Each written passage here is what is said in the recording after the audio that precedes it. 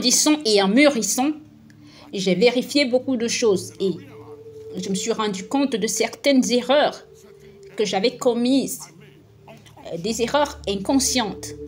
Quand j'étais jeune, je me suis mariée très jeune, à l'âge de 23 ans. Et je ne comprenais pas beaucoup de choses. Le ministère était difficile à l'époque. Donc, ma vie était toujours sur la route.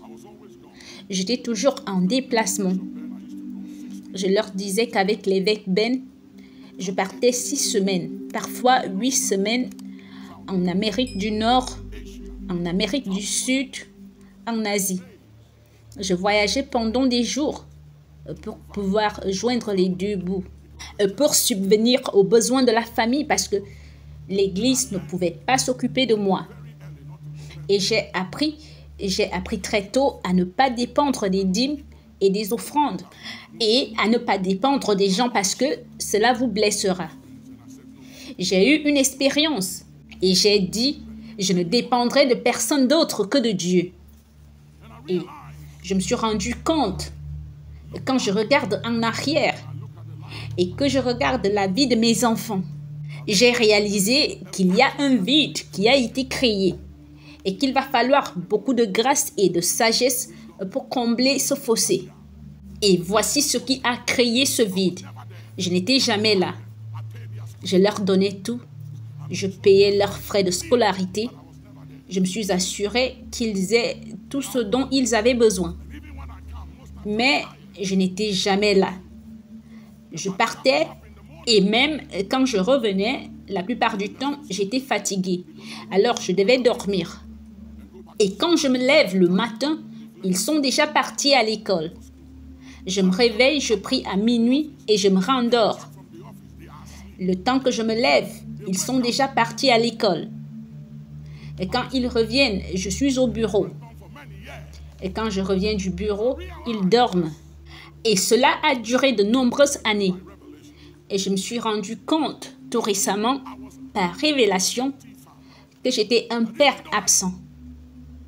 Même si je les aimais et que je m'occupais d'eux, je n'avais pas compris beaucoup de choses. Qu'il ne s'agissait pas seulement de subvenir à leurs besoins matériels. Mais vous devez avoir cette connexion émotionnelle.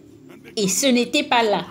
Alors, ils devaient s'élever eux-mêmes et ils devaient apprendre à survivre et à créer toutes sortes de choses pour survivre et combler ce vide. Mais personne ne peut combler ce vide si ce n'est l'amour du Père. Et il faut beaucoup de travail pour essayer de combler ce fossé. Hier, j'ai amené mes petits-enfants à la piscine et j'ai commencé à faire de l'aérobic dans la piscine.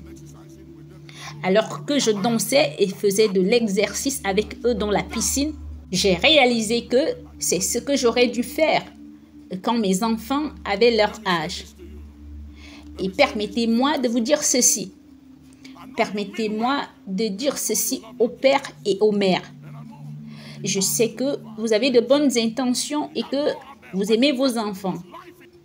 Et je sais que vous devez joindre les deux bouts. Vous devez travailler et vous battre parce que la vie est dure et qu'elle n'est pas juste. Et la vie ne vous donne pas ce que vous désirez ou ce que vous attendez de ce pourquoi vous vous battez.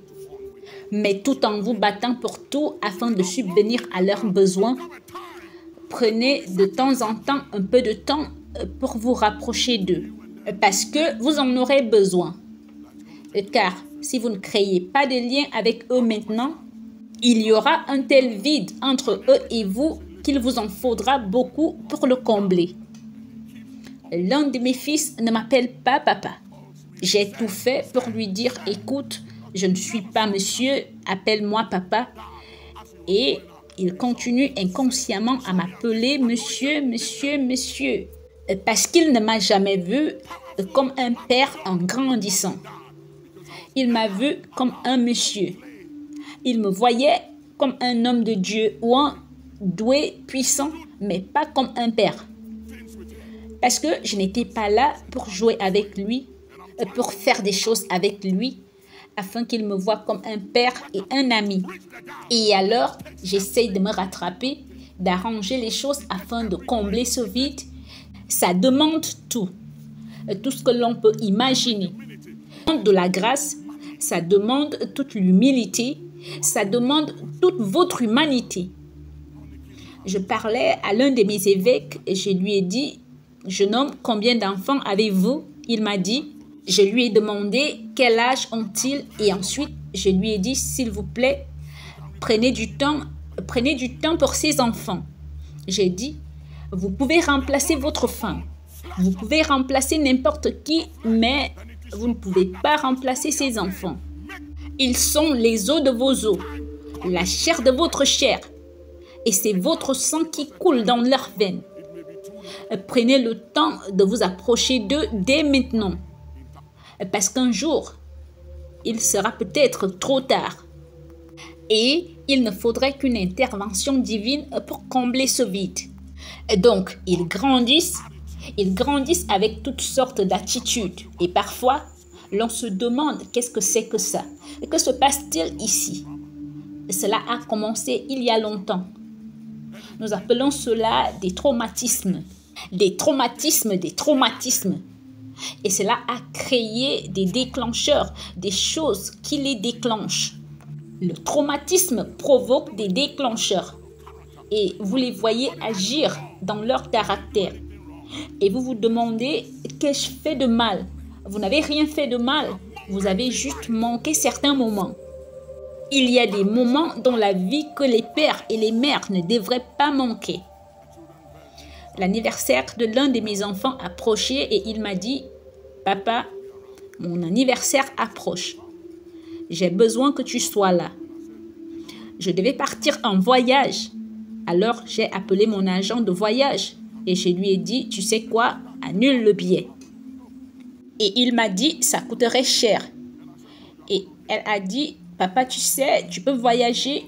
Je vais bien. » Et j'ai dit, « Non, tu ne vas pas bien, je serai dans le coin. » Même lorsqu'elle disait, tu peux partir, elle ne le pensait pas. Et cela sera retenu contre moi un jour. Et cela s'accumulera et s'ajoutera à tout le temps que j'ai été absent. Et je me suis dit, je ne partais pas, je me fiche de savoir de quelle réunion il s'agit. Je n'y vais pas. Je serai ici. Et elle m'a dit, quand iras-tu? J'ai dit, je ne voyage plus, c'est ton anniversaire, je serai ici. Rien n'a plus d'importance que ton anniversaire, je serai là. Parce que si vous ne leur faites pas savoir qu'ils sont précieux, ils sont importants, ils grandiront avec le sentiment qu'ils ne sont pas importants, quand bien même ils sont importants. Et ils agiront comme s'ils n'avaient pas d'importance et feront des choses comme s'ils n'avaient pas d'importance. Et vous vous demanderez, qu'ai-je fait de mal? Vous n'avez rien fait de mal, vous avez juste manqué certains moments. Ne ratez pas ces moments.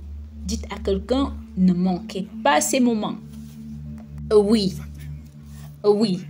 c'est ça. Certains moments, lorsqu'ils obtiennent leur diplôme. Certains moments, les week-ends, lorsqu'ils sont en internat et que les parents de leurs amis, les familles de leurs amis viennent et que vous ne venez pas. Et je n'y allais pas aussi parfois parce que j'étais occupée quelque part.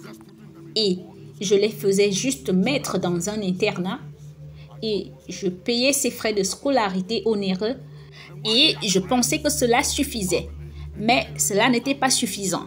Alors que les familles et parents de leurs amis viennent pour être avec eux, alors qu'ils sont seuls et loin de chez eux, le père n'est pas là, la mère n'est pas là, vous n'avez pas idée des dégâts. Vous n'avez aucune idée de l'impact que cela a sur eux. Le rejet, la torture, le sentiment d'abandon et le rejet. Mon père n'est jamais là.